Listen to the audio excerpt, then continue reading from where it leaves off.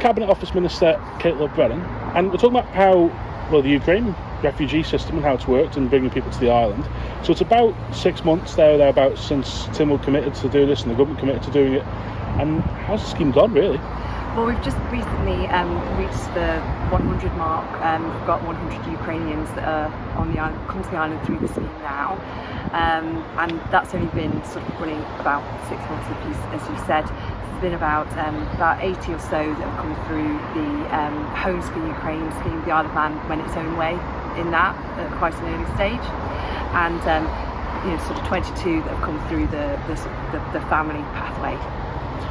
And just so obviously that's been a mixture of working people, elderly people, children. How much of a challenge has that been for government to sort of assist? Because the whole thing was government wasn't necessarily doing it; it was assisting in doing it, wasn't it? That was the point of this. That's right, and I think that part of the reason why people have been able to have a whole support across government is because this is effectively led from the top.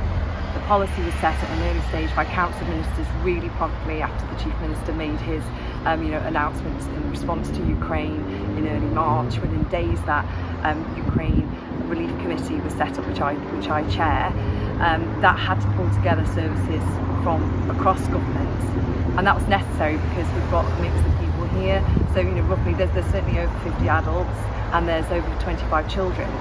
So there is a mix of people and needs here, and government has sort of been responding to that in different ways to help and support where it can, and to supplement and encourage the efforts in the community.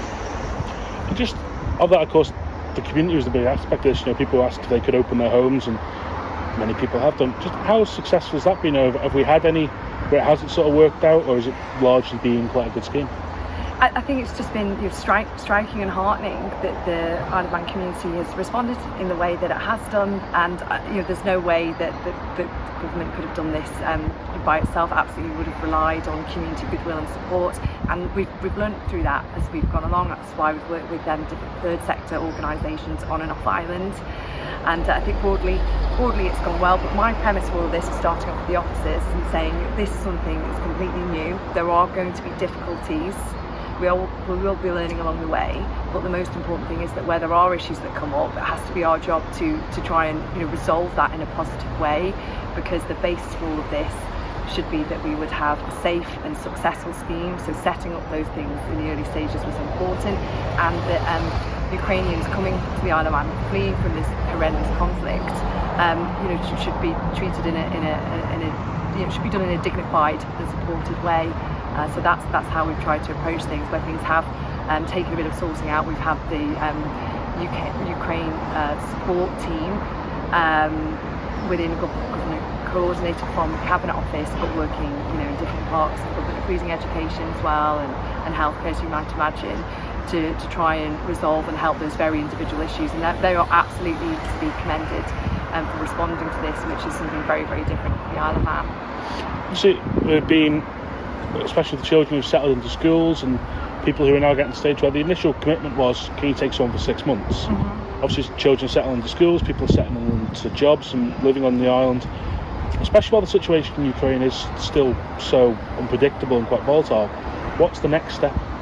The Ukraine support team will be sort of reviewing the scheme as it stands now at 6 months. It's definitely been something we've had to go step by step. People effectively had the immigration approvals for an initial period, but with the ability to extend for up to 36 months. So the next step really will be to sort of check in with the Ukrainians that are here, and also the hosts as to their intentions. Many of the Ukrainians are working or looking for work. Children are being supported in schools. People are integrating well into the community. One World Centre have been great in that. So have Cafe Lingo. We've had support from the Friends of Chernobyl charity as well, who different organisations have stepped up. So the review time is now. Feedback will be important, as will checking the intentions. Understandably, many Ukrainians will want to go home at a certain point, but others will have integrated their lives here and be doing well here. And the children in the schools, some of them have had been joining remote lessons actually in Ukraine, as well as getting some centralised language support. And some of the touching things I found in the way that has been dealt with is, I know that, for example, in my own son's school, they were studying a book called The Boy at the Back of the Class. So there's definitely been this kind of cultural awareness for how do you support and integrate and welcome new people coming to the island, and it'll just be a sort of point of reflection now, I think, naturally at this 6-month point, and with no hard line, but also just sort of thinking about what might be the next step going forward on what are ultimately very personal choices for people. And just finally, if you could say what has been the single highlight of this from either personally or from a ministerial position, like what would you say has been the great success in all of this? So it starts off at a policy level where you're sat in a room, obviously with a group of ministers, where you're saying, shall we do this? Let's do this. And it starts off saying, well, what policy do we need to have? What stuff written down on paper do we need to do in order to try and support people in this horrific situation, and effectively for the Isle of Man to do our part, which was absolutely the position that the Chief Minister and the Council of Ministers took.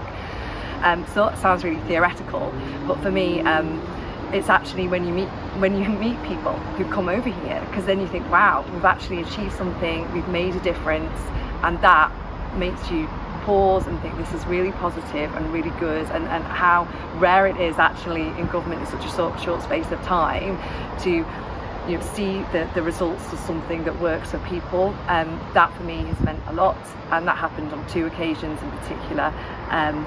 Firstly, there'd been a drop-in session that had been hosted for Ukrainians moving over, so they could come and talk to all the different aspects of government, have a cup of tea, have a chat, meet other people, and actually walking into this room for the first time, and seeing those people of different ages. So you've got students, at high school. I think the youngest child then was about 2. That was quite a few weeks ago now, a few months ago. But then for Ukrainian Independence Day, Cafe Lingo and the Ukrainian community groups had organised an event a couple of weeks ago on the promenade, and again walking into that room, and you're seeing people and the emotion indicating that they felt welcomed here, which is great. And kids just playing around, because actually they were drawing and colouring in flags of Ukraine. For them, they've had disruption and experience, and they're cracking on, and at least appear to be doing well and having fun as kids do. So that for me, I guess as a mum on a personal level, and as a minister, seeing something come to fruition that makes a difference for people, that to me has meant a huge amount. Minister, thank you. Thank you, Sam.